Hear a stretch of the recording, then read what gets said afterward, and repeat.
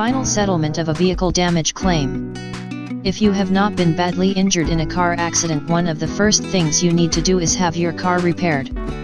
Vehicle damage claims can usually be settled over the telephone, particularly if you or the driver who was found to be at fault had the right level of insurance.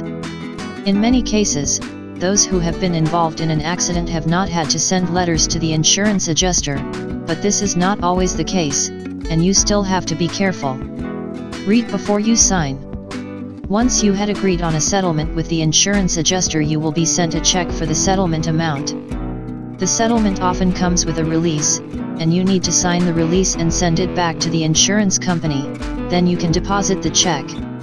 In some cases, the release is sent first, and once you have signed it and sent it back, you will then receive the check. If you were injured in the accident, you may have a personal injury claim to deal with too. When you read the damage settlement, please make sure that you take a look at what it says. In particular, you will need to look out for the words property damage only or property damage claim. Please do not sign a document that only uses the words general release, or a document that does not mention property damage. If you're not sure that the release or the check has been correctly marked, you should ask your insurance adjuster to add the words property damage only to the documents.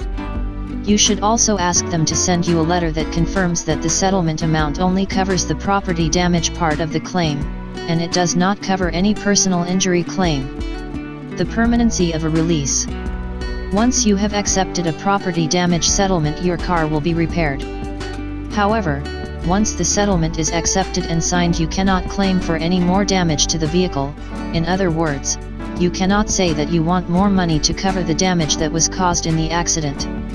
This is the case even if you discovered further damage at a later date. It is very important that your car is assessed for damages as soon as possible after the accident, and that your car is thoroughly checked. If you discover that your car has even more damages as a result of the accident, the insurance company will not be able to pay for them. When you're at fault.